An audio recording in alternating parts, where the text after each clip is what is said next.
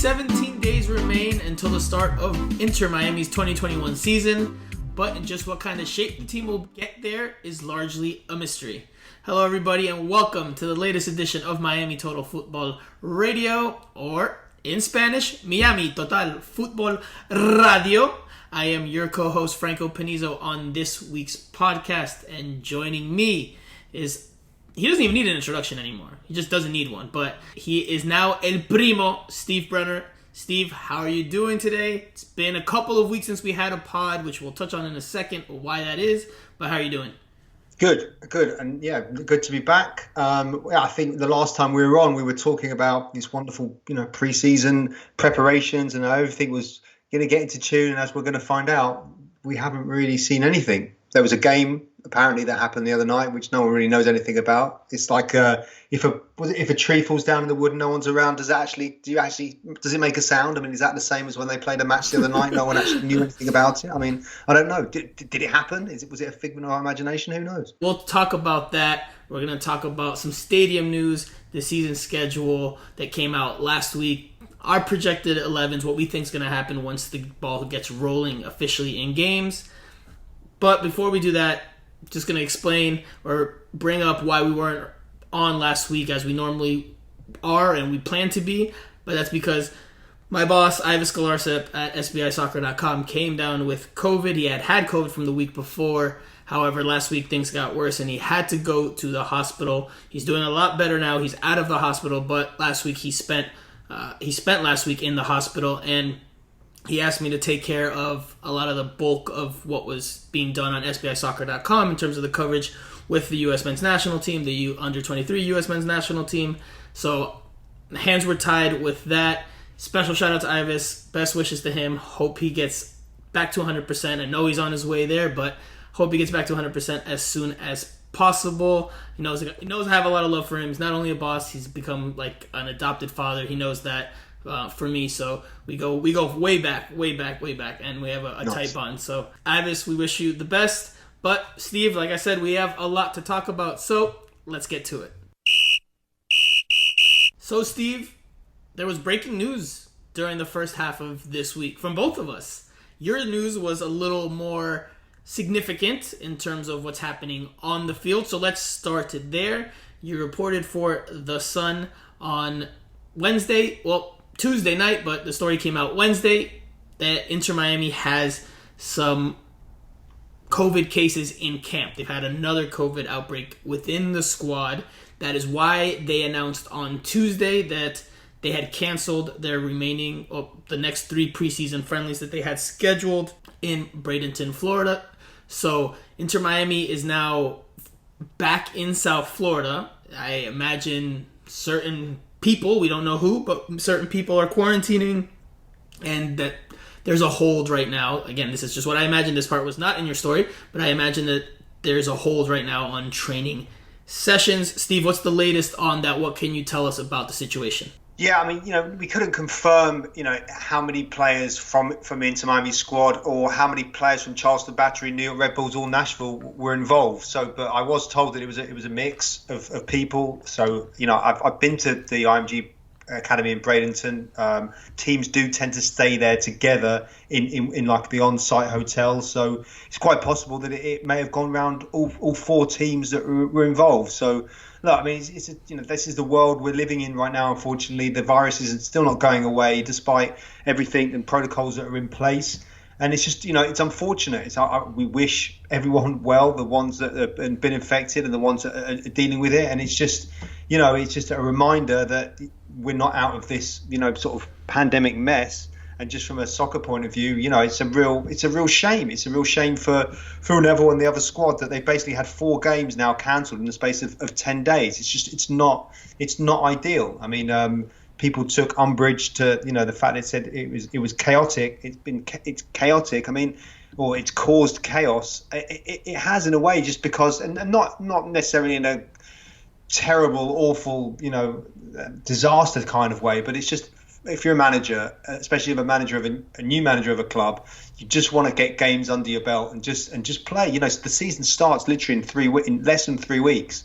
So they just want game time. That's all they want. So it's a real shame to have 4 games like completely wiped out like that. But like I say, it's as long as everyone comes out of it fit and healthy, then there's nothing you can do. But it's not ideal. Put it that way. Yeah. So the matches that have been canceled so far, just for clarity's sake, for anyone listening, or the ones that are canceled in terms of what was coming up, was March 30th versus the Charleston Battery, April 3rd versus the New York Red Bulls, and yes, again on April 3rd versus Nashville SC. And this is what Inter Miami's press release read. And I quote, Inter Miami CF announced today the cancellation of this week's scrimmages at IMG Academy in Bradenton, Florida, out of an abundance of caution for the health and safety of players and staff. The following scrimmages have been canceled: March 30th versus Charleston Battery, April 3rd versus the New York Red Bulls, April 3rd versus Nashville SC.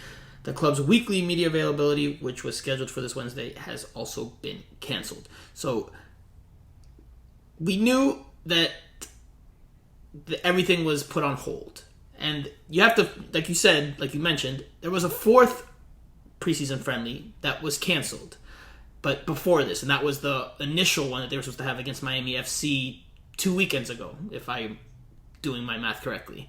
So out of the first 5 preseason matches that they've had on their schedule, they've only been able to play 1. And that was against the Tampa Bay Rowdies on Saturday, this past Saturday. And Inter Miami apparently lost that game 1-0. Now, we don't have any details on the lineups. We don't have any details with regards to any of that. We'll touch on that a little bit more in just a few minutes. But like you said, 1 game played in a stretch of a couple of weeks, 2.5 weeks.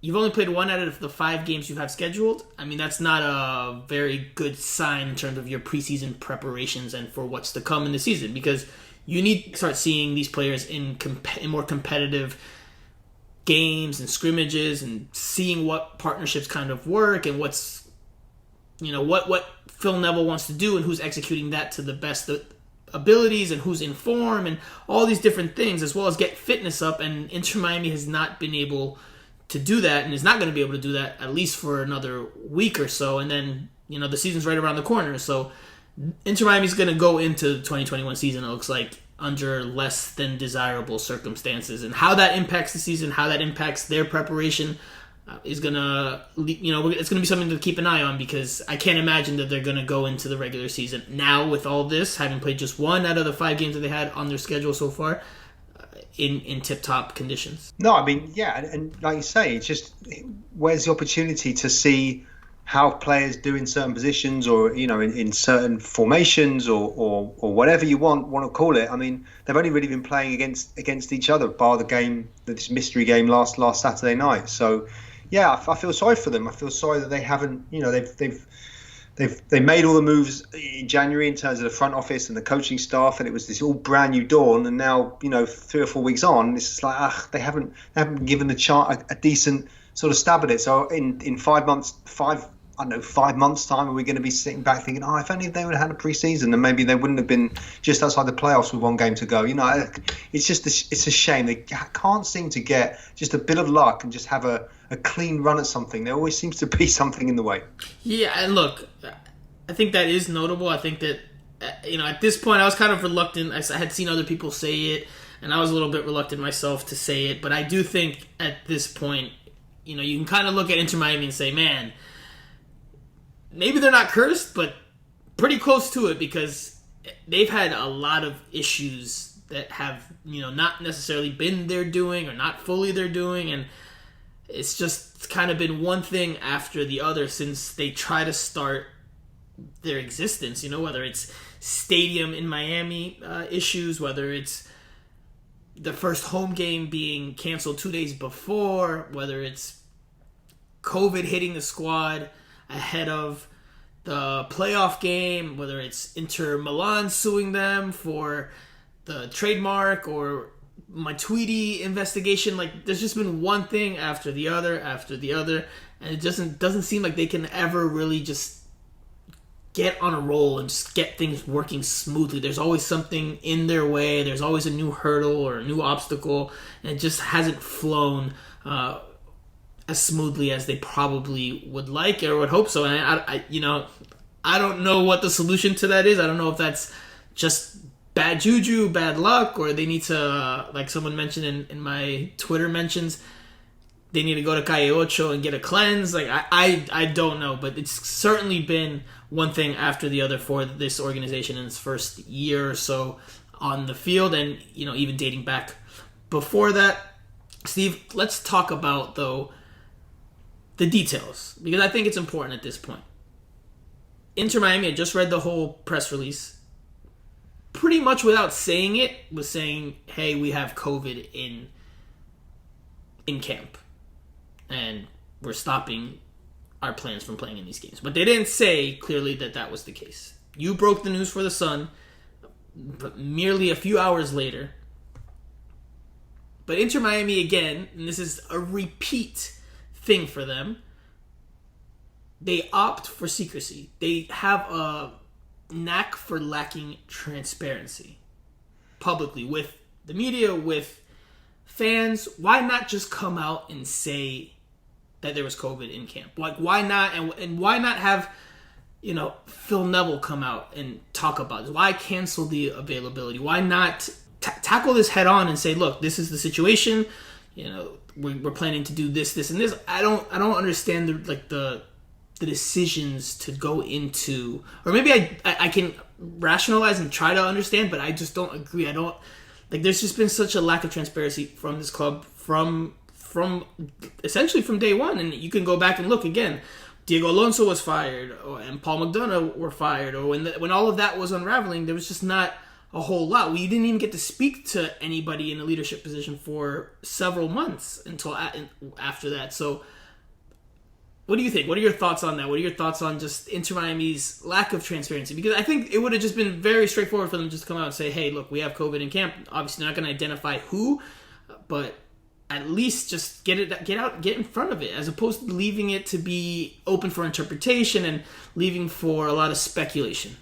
Yeah, I mean, you know, that's it. That's you can look at it in two ways, can't you? You can come out and say this is the situation, blah blah, or you could, you know, kind of not bury your head in the sand, but just be silent and not say anything at all. You know, I prefer, certainly as a journalist, for them to have come out and said something. I mean, there's really nothing to hide, is there? They're certainly not going to give away the names of anyone that's been affected, and rightly so. But, you know, just a chat with someone about just how it's affected the preseason. But on the other hand, sometimes people just think it's better just to sort of shut up shop and not say anything and move on. They certainly do that a hell of a lot in England. I know people, you know, in the US it's more open, and, you know, even my English sort of journalistic colleagues are like, oh, you must just walking into locker rooms and speaking to everyone. It's not quite like that, but there is a feeling abroad that, you know, US media is far more open and available. And I think that's maybe where, because of your background working in the US, you feel more aggrieved maybe than I do, the fact that they weren't actually going to,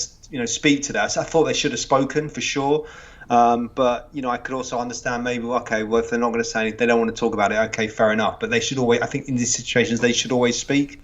But I've certainly experienced in the past where clubs have just shut up shop and they don't say anything at all. So, you know, I'm kind of used to it. Maybe it's a little bit different for you. I don't know. Look, I'll reiterate that I can see why the team would not want to speak about this or not address it publicly.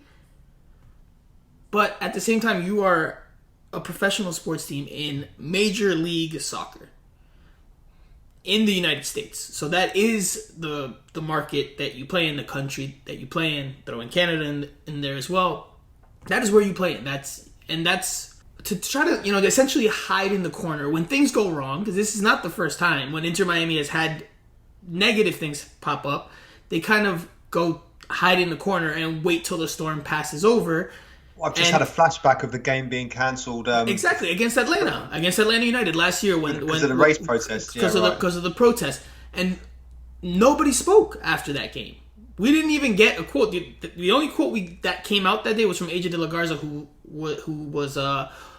did an on the field interview with Kaylen Kyle. What an interview that was, by the way. Kaylen Kyle, props to her. I don't know if she listens to the pod, but if she does, you know, we were commending you for an excellent job that day, because, I mean, we wanted to speak to somebody and we weren't able to. Now, you just touched on something that I think is important to at least bring up in conversation. this team is owned in part by David Beckham. David Beckham is English, and the way that soccer clubs are run there is different by and large than how they're run in the United States and Canada. Do you think that that's part of why Inter Miami chooses to go for a lack of transparency as often as they do? I honestly don't know the answer to that. I really don't. I'm not just sticking up for it. What do you think? I'm not saying, is so. that the case, but what do you think? I don't think so. I just think there's a little bit of just a little bit of paranoia, and there doesn't need to be. I just do they maybe just worry about a little too much about the sort of reaction and the sort of effect that potentially doing a story today talking about COVID would have made. Well, I personally think that's fine if Phil Neville would have come out and been honest and said, which I'm sure he would have been. There was an outbreak between a few of the squads.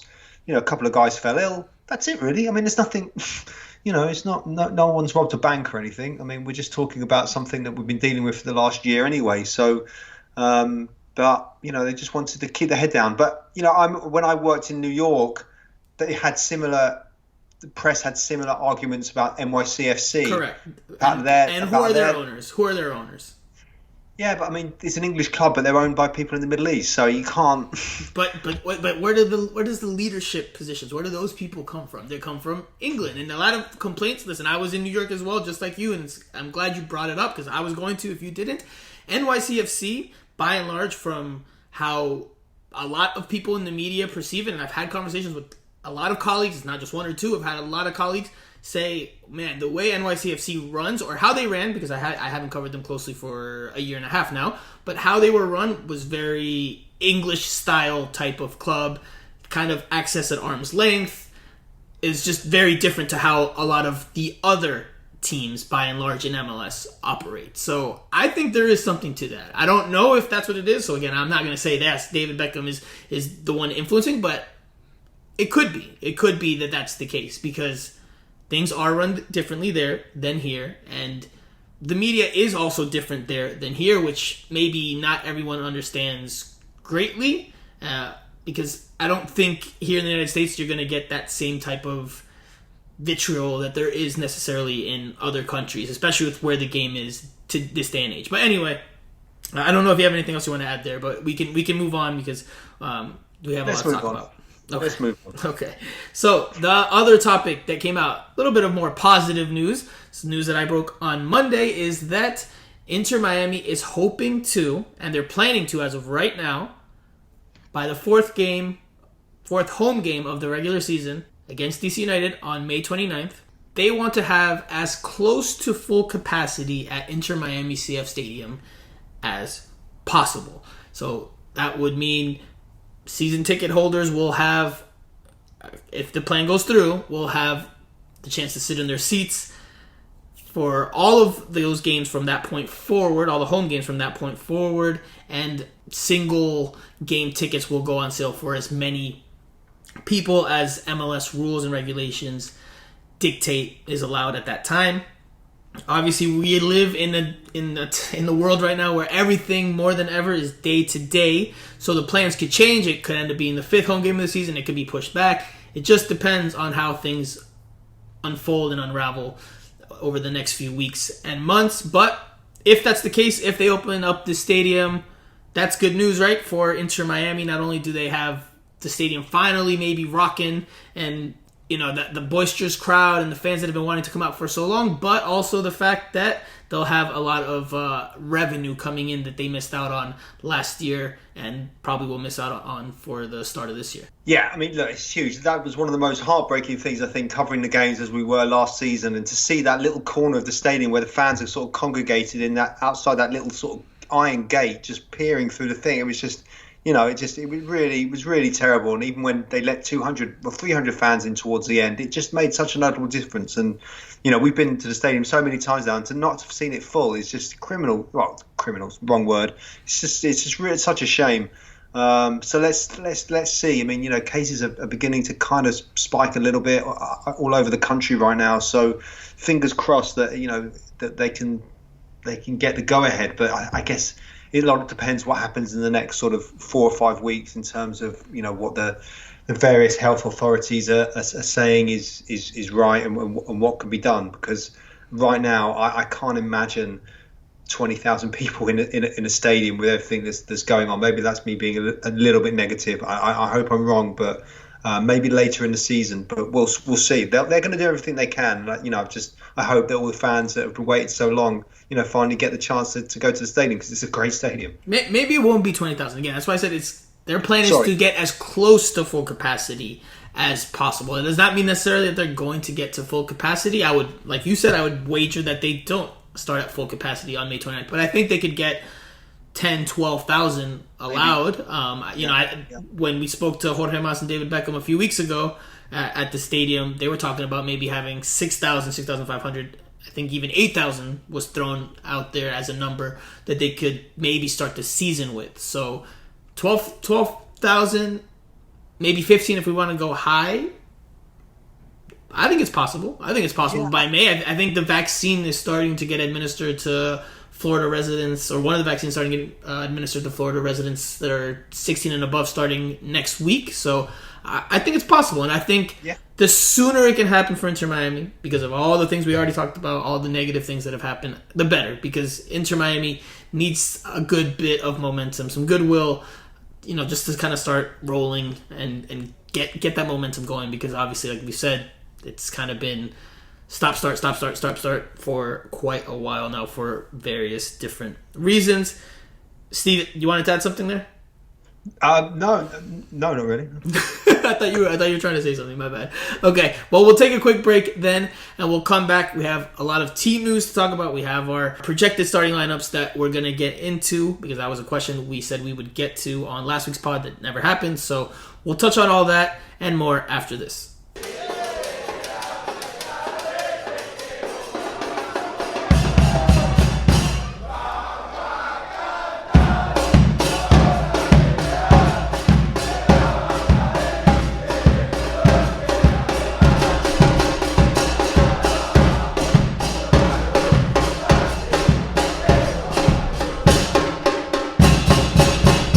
All right, Steve, we're in the second segment of the show, and we have quite a few things to talk about. But before we get into that, I do want to bring up something that I forgot to talk about on the last segment, and that is, Inter Miami did play the preseason friendly against the Tampa Bay Rowdies this past Saturday. We touched on that. They lost 1-0, according to a tweet or two that made it out into the public sphere, the public realm.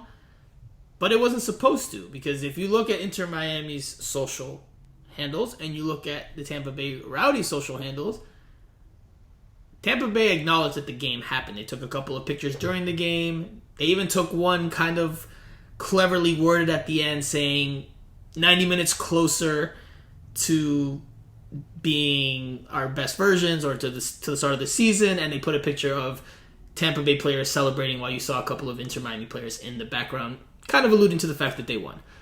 But the score only came out because one of the players, and I'm blanking on his name right now, but one of the players on Tampa Bay tweeted out the score and said, job well done. Why is Inter Miami in this preseason? We've talked about the streaming. We've already touched that, covered that. But why is Inter Miami? Why do you think Inter Miami is opting not to have, live tweets from their social handles? Why are they trying to keep these games so secret? And this is a piece of news that we've both heard. Inter Miami has asked other teams not to do so, to also not tweet out live updates from the games, scores. They have asked other teams not to do that, which is why you saw Tampa Bay kind of allude to it and, play that line, but not say it outright. So why do you think that is? Why do you think Inter Miami's being so secretive about these preseason games? It's a weird one.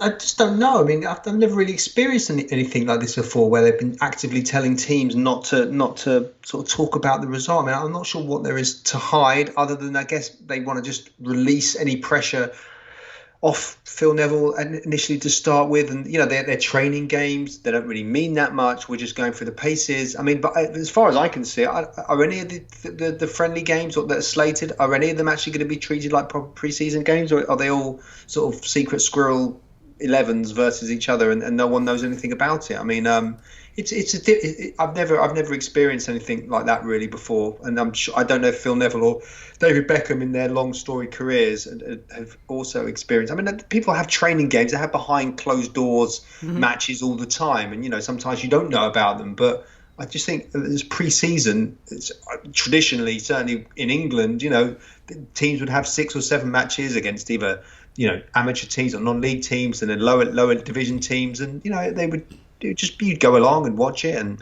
you take from it what you will, and the clubs would if they lost. It didn't really matter too much. I covered so many games here in the US with English clubs coming over. I can't remember one result from any of them. It's just about getting minutes in the legs, and no one really cares about the results of friendlies. They're meaningless really, other than just to helping the managers and coaches and players and staff, whatever, just get ready for the season. So I don't really understand the secrecy behind it. Yeah, and look, I've covered a lot of MLS preseasons. I remember covering the New York Red Bulls specifically one year, and I believe they lost to a college team in their first or one of their first preseason games in one preseason. And obviously that kind of rang alarm bells for some fans. But look, you can't put much stock into preseason results because the whole point of it is to build up until the regular season, to build up the fitness, the tactics, the chemistry. That's what these games are for. So I get some of them wanting to keep them behind closed doors and not trying to say as little as possible about them as you can, because you are working on some things tactically with your starting lineup, and you don't necessarily want that to be publicly known up until the first game of the year. However, to not even live tweet, to ask other teams not to live tweet, to go above and beyond to make sure these games are so hush-hush is interesting to me. I'm not sure why. And obviously there is one more preseason friendly on the agenda for April 10th, or at least that was the plan. The Inter Miami wanted to try to maybe play a game at its stadium and open it to the public. Still no word on that. Not sure how that's been impacted by the recent COVID outbreak in the group, as you reported, Steve. So keep an eye out for that. We'll obviously look to try to find some news with regards to that. But as of right now, there has been no friendly scheduled, and we're not sure if there will be one scheduled now because of the recent happenings with the team. Now, speaking of recent happenings, since we last had a pod, and we can touch on this very quickly because we've touched on Kieran Gibbs quite a bit, but there were two fullback signings a week ago, and that was Kieran Gibbs and Kelvin Lear, two fullbacks being brought on to the team. Gibbs will not arrive until the summer. I believe he's not eligible to play for Inter Miami until July 1st, based on what they said in their press release. Lear is able to play from the start of the season. What do you make of the moves of just adding two more fullbacks, veteran fullbacks, in addition to Jovan Jones, which we talked about on the last pod? Just what do you think that says about the team right now?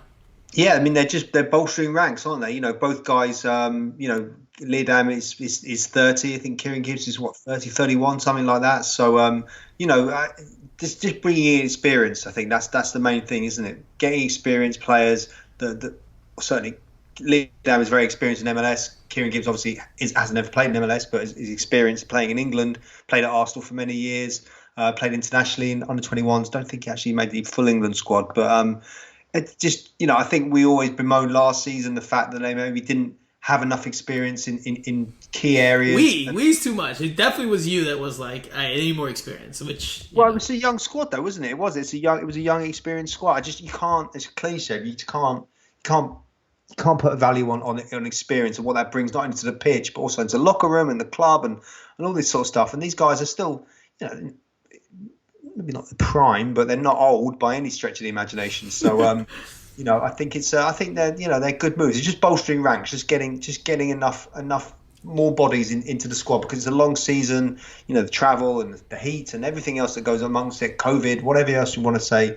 So I think they're good moves. I agree with that. I also would like to add that the Leardom signing is clearly another Chris Henderson move. Played for the Seattle Sounders, helped them win an MLS Cup, and he's familiar with MLS, like you said. So also think it says something about how Phil Neville sees the squad and the team, and that what I'm referring to is how he maybe particularly views Nicolas Figal, who played as right back for much of last season, even though he's naturally more of a center back. He did okay, had some good games, had some not so good games. Obviously doesn't give you necessarily that consistency in terms of overlapping runs and that threat to whip in balls from the right, because he's not naturally a fullback. But I think maybe Phil Neville, from what he saw in training, was like, all right, we need a right back, a more experienced right back that I can maybe count on. And maybe he turned to Chris, he turned his head to Chris Henderson, and Chris was like, all right, let me work my magic. And they arrived at Kelvin Leardam. So something to keep an eye on, because if that's the case, then maybe Leardam is being signed to be a starter on the right side of the defense, just like Gibbs is being signed to be a starter on the left side of the defense. Now, speaking of reinforcements, you reported in that piece in The Sun earlier this week that the team is expected to be all together next week. We saw Gregory on his Instagram post a picture looking outside a window, appeared to be a hotel room that he was in, and he tagged Miami, Florida, so it seems like he is in South Florida. He's in Market, probably quarantining. Again, we don't know. We don't have the exact details on that,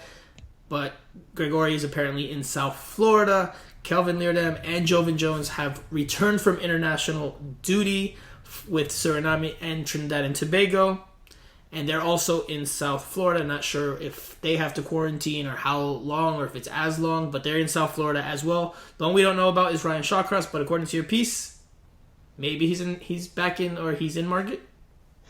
Yeah, I was led to believe that most of the squad. Remember also there was internationals sort of this week, so even when they're in Sarasota, they were missing quite a few players, right? Mm-hmm. So again, that wasn't helpful, was it? I guess the fact that they were potentially going to play 3 games, missing a few players here and there.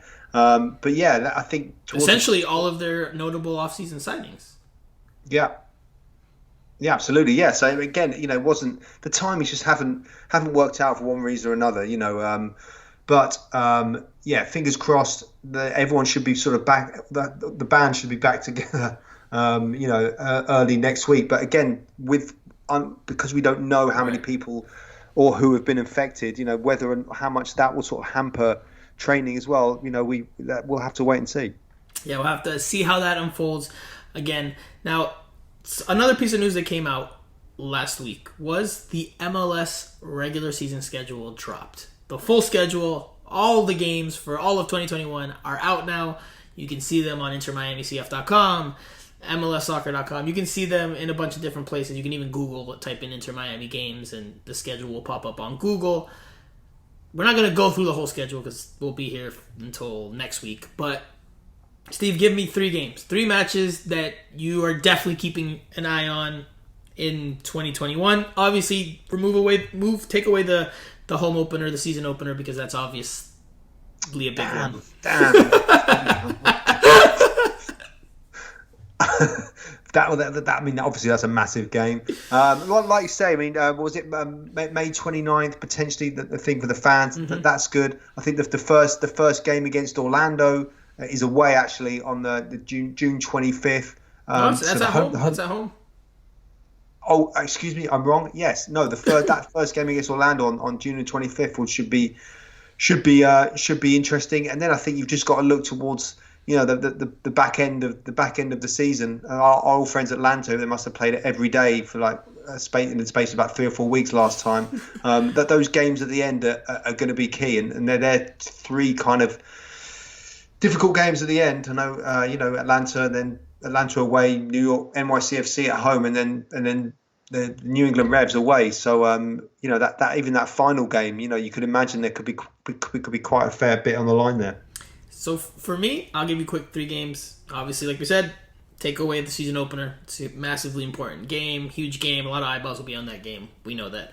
I think the second game, away to the Philadelphia Union, is important for 2 reasons. One, or for a lot of reasons, actually, more than 2 reasons. One is that they are the Supporter Shield winners. They were the team with the best regular season record in a topsy-turvy 2020 in MLS. So that's going to be a good barometer, a good benchmark for Inter Miami to gauge where they're at. Because LA Galaxy is going to be at home, the crowd's going to be rocking, there's going to be a lot of emotion into that, and LA Galaxy weren't a very good team last year. Philadelphia Union were a good team.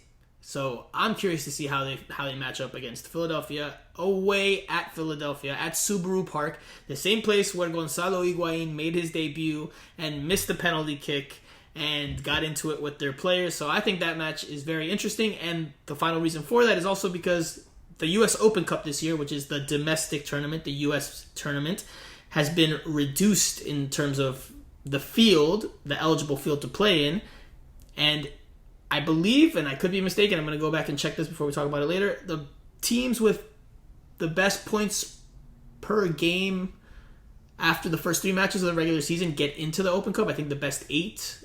Could be wrong on that. I'll go and look later to clarify.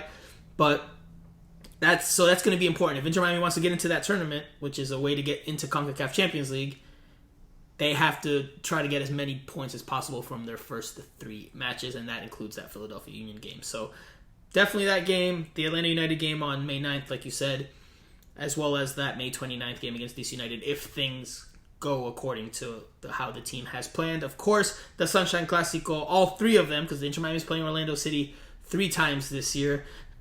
The first Sunshine Classico on Friday, June 25th at Inter Miami Stadium is a big one as well. So I gave you guys more than 3 games, so I didn't even answer the question directly here, or didn't stay true to it. So there's definitely some really good games to look at. If you haven't seen the schedule, make sure you do so and start circling your calendars, because there are some interesting matches. And with more butts being allowed in seats potentially, you might want to start planning some of your weekends around those, because there's going to be some soccer in South Florida for you guys to see, it looks like. Now, speaking of international duty, I do want to touch on Edison Ascona and Inter Miami assistant, and also under 23 U.S. men's national team head coach Jason Christ. They both participated in the recent CONCACAF Olympic qualifying competition in Mexico.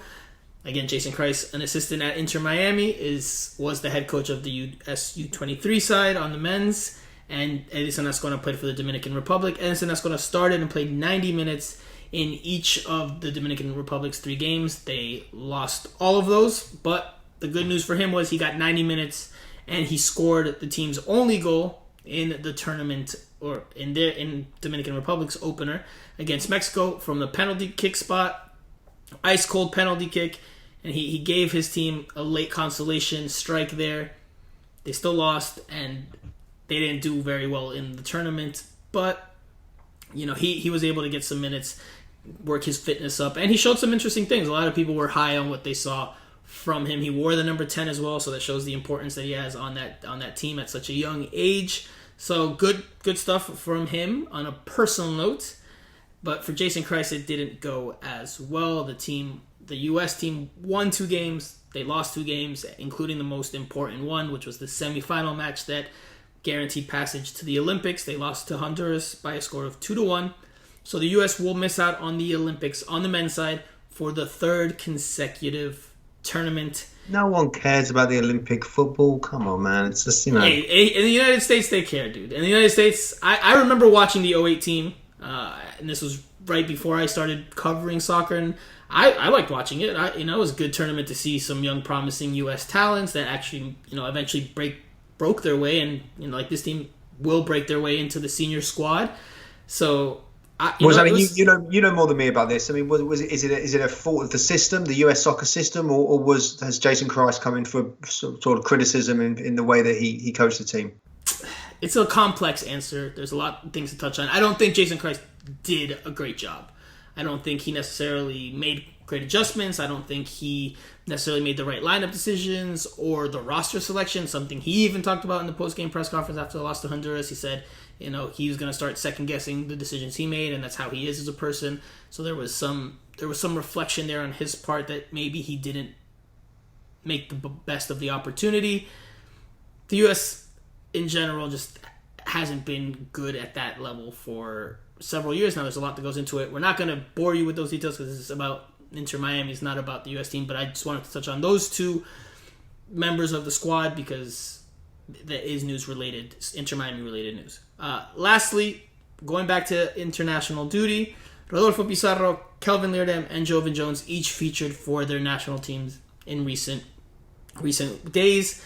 Pizarro got a start and came off the bench for Mexico in their 2 matches.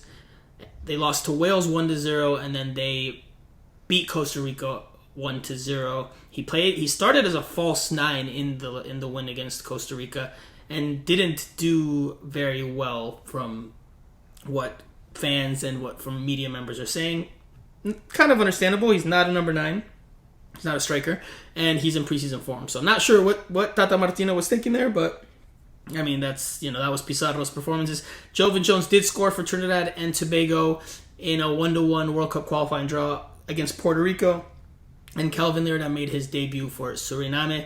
So that was Inter Miami's participation in this international break. Now we'll take a break and we'll come back to do our projected starting 11 and our Q&A session after this.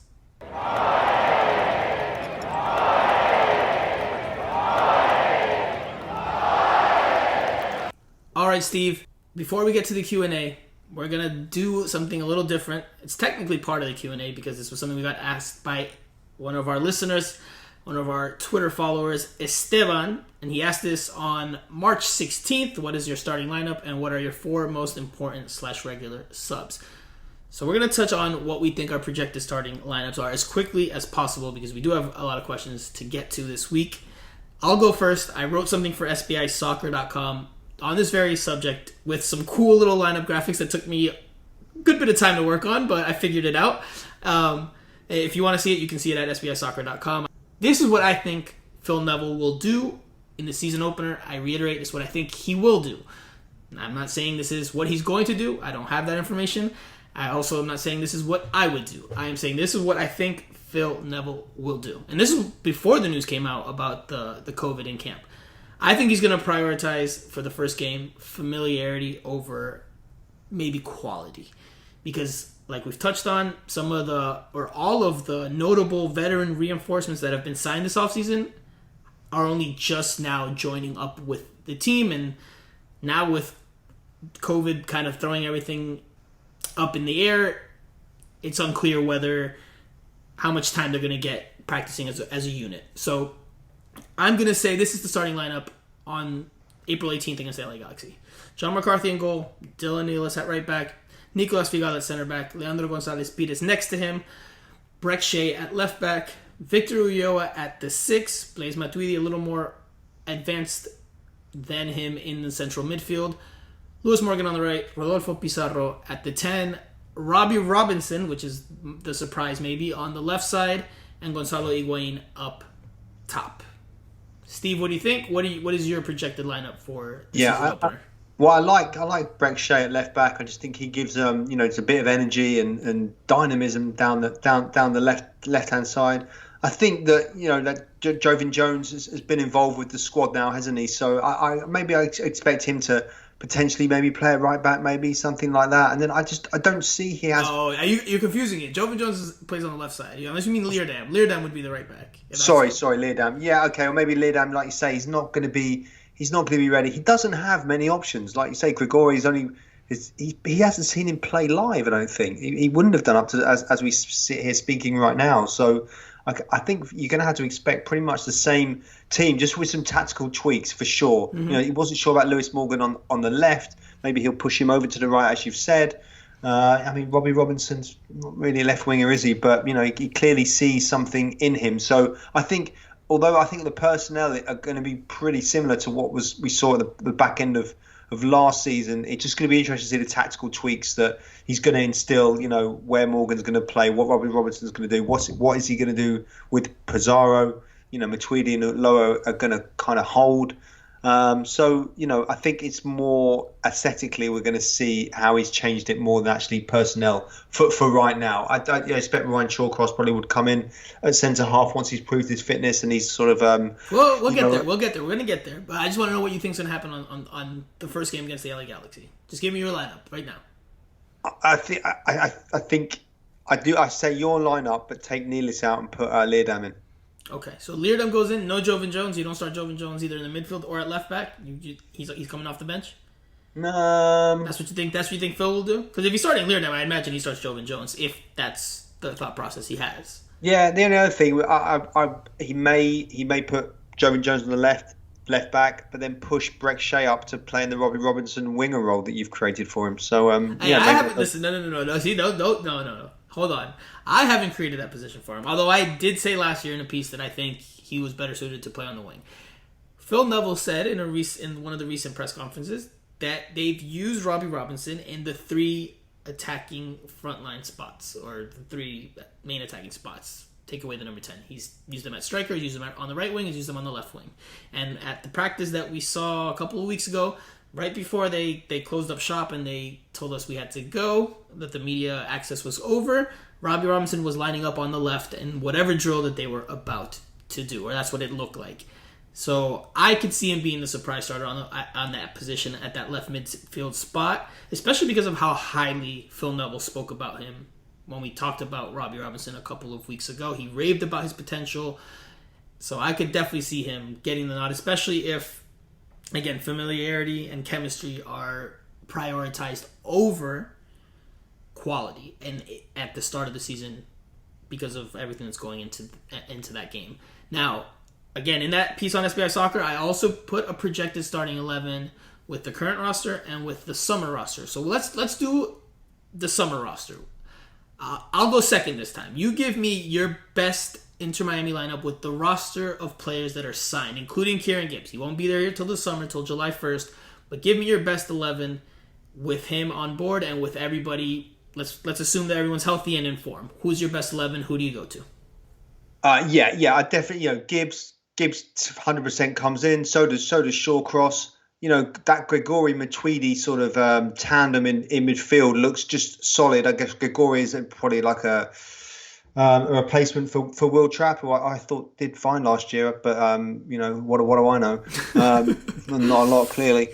And then again, I maybe he'll push Jones up, and then he'll have that front 3. Pizarro, Morgan, and then Higuain. Again, there's not too many other options, is there? Unless they bring in another attacking DP and get rid of Pellegrini. I don't see what else he can really do. I'm just, like I say, I'm just interested to see what he could do with Pizarro, because I think he knows that's the key. I think if he can unlock him and get him and Higuain, sort of firing, have that spine of Higuain, Pizarro, Matuidi, and then Gonzalez, Perez, and Shawcross. I don't think that's not too bad on paper. It's pretty good, but it's just how they, it's what happens when they cross that white line. Right, and this is essentially just for conversation point, because a talking point. Because again, by the summer, different players will be in different form. There could be an injury or two. There could be a move, there could be a trade, or any type of thing can happen between here and July 1st. So again, Rodolfo Pizarro might be with Mexico. So there's a lot of different factors. But if I'm going to project the strongest or the starting lineup I think Phil Neville goes with once he has his arsenal of weapons at his disposal, I say McCarthy in goal, Lear on the right, Ryan Shawcross at center back with Gonzalez Pires next to him, Kieran Gibbs out at left back, Gregori and Matuidi in the midfield, with Gregori playing a bit more withdrawn or a little bit further back to be more of the destroyer, Luis Morgan on the right, Rodolfo Pizarro in the middle, Jovan Jones at left midfield, and Gonzalo Higuain up top. Now, why I put Jones at left midfield and maybe not Matias Pellegrini or Breck Shea is because when Jovan Jones was announced, Inter Miami made sure to note that he could play left midfield as well as left back. So I think they're looking at him in that position because they couldn't make the signing that they were looking to, right? They said they wanted to sign someone in the 10 or on the wing, and they haven't done that unless Jones is that guy that they had to settle on. So I would expect Jones to see plenty of minutes at left midfield in 2021.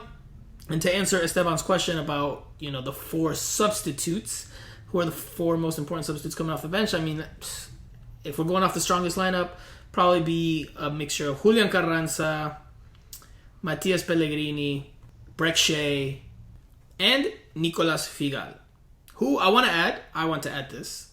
If I was head coach of the team, and again, I'm not at practice every day, but just from what I've seen on the outside, if I was head coach of the team and judging off what I do know, and I added this in my piece on SBISoccer.com, I would start Nicolas Figal at center back with Leandro Gonzalez-Pires, not Ryan Shawcross. I think Ryan Shawcross is a big question mark. Does he have necessarily the experience and the quality that he did at one point? I mean, the experience is there, but does he have the quality that he had at one point after such a lengthy layoff? I'm not so sure. I liked what I saw from Figal last year at center back before he was moved out wide on the right, and I think him and Gonzalez-Pires could make for a good tandem. We did see them together at certain parts of the year last season when Andres Reyes was not available, so I think that could be a good tandem, but that's just what I would do. I don't expect long-term for Phil Neville to do that unless something happens with Ryan Shawcross that doesn't permit him to be on the field. I think they signed Shawcross to be a starter, so that's just my 2 cents. Now let's get to the Q&A session because we've got a lot of questions. So Steve, you know the protocol. Let's start. So the first question, Steve, comes from Endo. He says, since the Open Cup is going to be based on the first 3 games of the season, points per game, how tough do you guys think we have it, given the fact that we play the Galaxy, reigning Supporter Shield winners, he's talking about Philadelphia Union, and Nashville, that tore us apart in the playoffs? Love the pod, guys. Steve, what do you think? It's no easy game. There's no easy games. I mean, it comes thick and fast, doesn't it? I don't know how where the cup sort of lies in their priorities, but you would have thought that the goal this season is to get back into the playoffs with mount a much stronger run. So the cup, I guess, is a secondary thing, but winning breeds confidence and all those other tired old cliches that I keep rolling out. So no, it'd be nice to. It would be definitely nice to have a cup run. I think it's to answer the question directly. I think it's tough. I do think it helps Inter Miami that they have their first game at home against the Galaxy, which is again not the toughest opponent, at least on paper, based off what they did last year. They're going under a head coaching change, and they're still going to try to be figuring themselves out and trying to do things in a new way under Greg Vanney. So that could play to Inter Miami's favor, especially with the crowd rocking or however many people are allowed into the stadium. The key to me is that Philadelphia Union game because on paper, again, Inter Miami had a tough time with Nashville last year, especially in the playoffs. But I think on paper, Inter Miami is more talented than Nashville and can beat Nashville. I think that second game against the Philadelphia Union, you got to get at least a draw out of that and win the other 2, in my opinion. I think 7 points is what you're going to need to be one of those teams that qualifies for the Open Cup based on points per game. I think you need at least 7 points. 2 wins and a draw. So those first 3 games, are they the most difficult? No. But that second game is vital. I mean, obviously you have to start on a winning foot. If you don't pick up 3 points at home, you're going to be playing catch-up. But I think that second game is very, very important. The next questions, and there's 2 of them, and they're both on similar topics, come from Atlante Herons and Joseph E. I'll start with Atlante Herons. A lot has been made about the lack of a jersey sponsor going into the season since MLS is a single-entity league without franchises. Would the money generated from a sponsor go directly to Inter Miami or the league where it would be split evenly amongst the teams?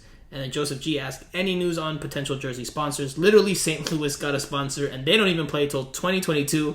Come on, Inter Miami! ! So, the last thing we heard on the jersey sponsors was from Jorge Mas saying that he was in negotiations, that the club was in negotiations to get one before the start of the season, and that he thought it would happen.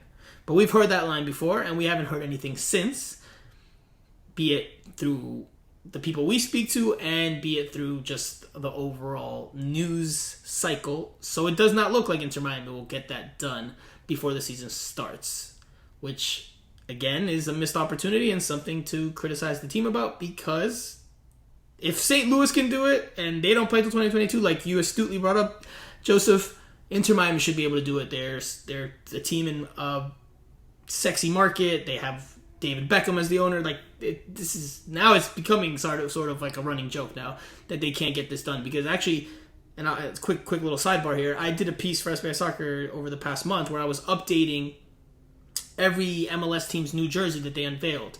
And every team has at least 1 new jersey, if not 2. And if you look at all of them, they all have sponsors, except for Inter Miami. And it's wild that they still haven't gotten one. That can still change. There's still some time before the season starts. But as of right now, no new news on that. To answer Atlante Heron's question, the money would go directly to Inter Miami, because that's the deal that they work out. So they'd be able to to use that for their facilities or to, invest in other resources within the club. Steve, anything you want to add there? Yeah, it's just I haven't really looked a great deal into this sort of issue, but it is weird that a club with such sort of celebrated, well-known owners or owner who could who obviously has a vast reach across a number of different industries and all that sort of stuff, and it's a very exciting project to be involved with. It's just weird, isn't it? They haven't been able to sort of nail down. Maybe they're just searching for that right partner, and just for one reason or another, especially with everything they've gone through or the world has been going through in the last year, it just hasn't come to fruition. So it's definitely a weird one. I do think that's part of it. I think they're looking for a perfect match, and that's going to give them I think it's going to maximize their revenue in terms of that. But look, at the same time, the longer you wait and the longer it takes to find that partner, the more revenue you're missing out on. So they need to get that done. Not only because fans want it, but because it helps their bottom line at the end of the day to get a jersey sponsor. And now, obviously, they were supposed to, or were in the process of hiring someone on the business side. That's what Jorge Mas told us when we spoke to him a few weeks ago. But that hire has not been made yet. So is Jorge Mas and David Beckham making the business decisions right now? Who's kind of leading that charge is a question. But we'll continue on. The next one comes from Fighting Herons. Considering that Inter Miami has signed 3 relatively high-profile, kind of expensive players while supposedly still being under investigation for the Matuidi signing, do you think the Matuidi situation has been closed behind the scenes, allowing Inter Miami to proceed with business as usual? Steve? Good question. I mean, no idea. That has also gone very, very quiet, and nothing has really come out of that at all. You would have thought even maybe something coming out of in his native France potentially would have shed some light on the situation. So I mean, we spoke about this a few weeks ago, didn't we? I mean, we can't see anything too sort of draconian in terms of a punishment or anything like that. So I can't see it would affect the transfer dealings, too much really. I think again they're trying to search for that right player, but time's running out. Again, you keep saying we, but you said that. I think that they could get the hammer over the head on this one. I think the hammer can come down pretty strongly on this one. Right. But we have not heard anything new. And to answer the question directly, I don't think that them signing players means that they're in the clear with Matuidi. I think that's a separate thing. It's a little bit mysterious that something hasn't come out yet, especially when Phil Neville said many weeks ago that he expected something in 5 to 7 days. I think that we're going to hear something at some point, whether it's MLS saying, okay, we've concluded our investigation, there was no wrongdoing, or yes, there was, and this is the punishment. I think that's going to be something separate from their ability to sign players this offseason. That could be something that impacts them going forward, which that's what I would imagine if there was issues or things found that MLS did not like. Next question comes from Manuel Teixeira. What do you think about the marketing of the club? Any changes? What is the club that you want more to go against? Any transfer updates? New signings? Love your podcast. I'm trying to catch up the most, but it's really difficult right now. So it sounds like he's a fairly new listener. He had a lot of questions for us. We'll just answer the first one for time's sake, and I'll start with you, Steve. What do you think about the marketing of the club? Do you think that they're maximizing interest in South Florida? Look, they've been completely hamstrung by the pandemic. I think, if we were coming off the back of a season where we would have had, a first campaign, 20,000 fans in every other week, it would have built a bit of momentum and word would have got around, and the club would have begin to flourish in the local community and all that. And everything just was cut dead on March 12th, whenever it was, when that announcement came that the MLS wasn't going to play along with every other sport pretty much in the US and the world.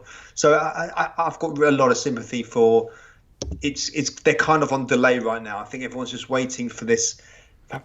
Hopefully the tide has turned in terms of people dealing with the COVID, and they can get back to or begin to really market the club in all the local area. I just think this year has been a complete write-off, and it's probably going to be a write-off for the next 6 months. So it's very difficult to market and try and promote a club if people can't actually come and see the product in the first place. They want people to come down to the stadium and have a beer and in the sun and enjoy the match, and none of that is possible right now. So that has a knock-on effect for the popularity of the of the team, because it's just, if they start doing well, then more people will want to go and watch. But if people can't go and watch in the first place, then they've got a problem. I agree with that. I agree that the sooner they can get people into the stadium to watch games, or more people into the stadium to watch games, and the sooner they can start winning games in front of those people, I think that's going to be the biggest marketing that they can have. Is goals, wins, thrills, all that will help market. But in regards to what they've done right now, I agree that COVID has hindered them quite a bit, but at the same time, there's probably in certain areas some things that they could have done a little better. Now, I have seen some complaints, for example, from season ticket holders about the lack of a care package, and other teams across the league normally send care packages to their season ticket holders, and it comes with a bunch of different goodies, maybe something unique for the year, along with a scarf and a jersey, or just a few different things, as like a thank you for being a season ticket member. And Inter Miami season ticket holders apparently did not get that last year, and haven't gotten one this year. So there are things that Inter Miami can do better, in my opinion. But the next question comes from Dale Rosado. How do you think the lack of preseason will affect the starting lineup early on? And if the season starts in the direction of last season, how much leeway will Phil Neville get? I'll start here, Steve, if that's okay. We touched on how we think it's going to impact the lineup. I think it's going to put a premium on familiarity over necessarily quality, especially because you don't want players starting that first game at home against the LA Galaxy in front of your fans that aren't 90 minutes fit. Because if they're not 90 minutes fit, you're going to be forced into making substitutions early on or risking injury. So all the newcomers that have just come in, they still need to get a proper preseason week or 2 or 3 under their belts. I think that they're more likely going to come off the bench for the first game, and the guys that have been in camp, that have been training regularly, will start that game. However, everything's kind of been thrown up in the air again because of the latest happenings with the COVID outbreak. We don't know who's impacted, how that will impact training. That's something to be seen.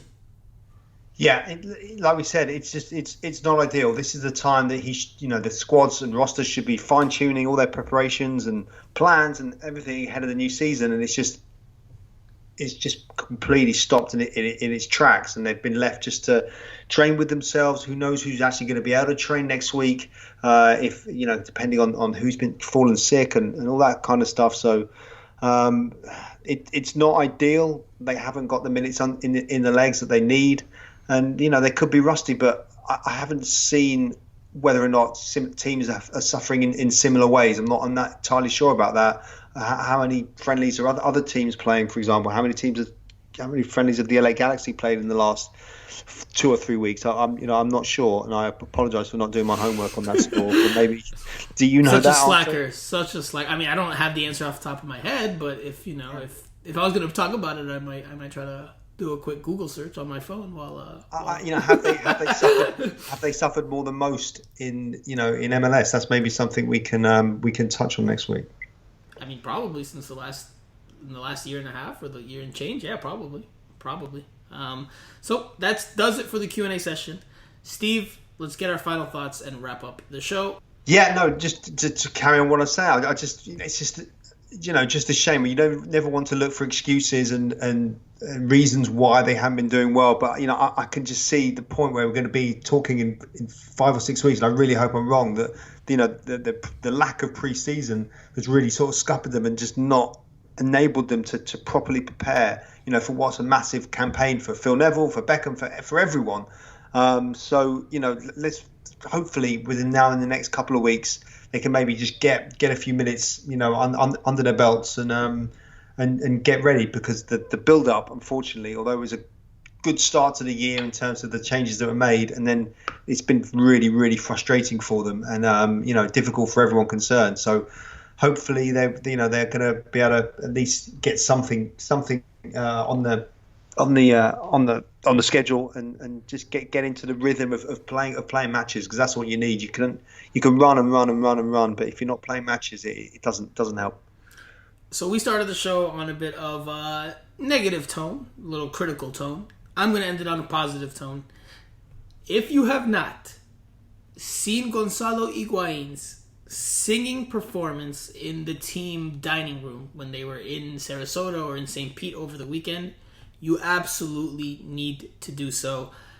It's hilarious. It's probably the loosest you will ever see Gonzalo Higuain. I tweeted out the video in 4 different parts on Twitter. It is on Miami Total Futbol Instagram account. You have to see it. It is hilarious. He does a great rendition of Luis Fonsi's Despacito, and it's funny for so many reasons because at first you can see he's kind of hesitant, but then he kind of gets into it.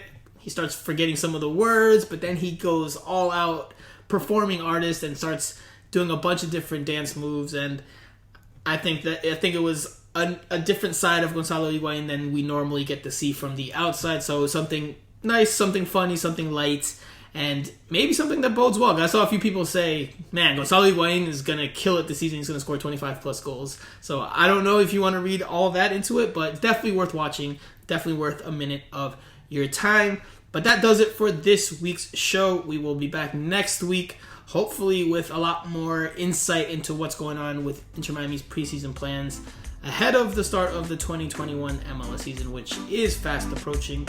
As always, please don't forget to follow us on all of our social media channels. For Steve Brenner, I am Franco Panizo, and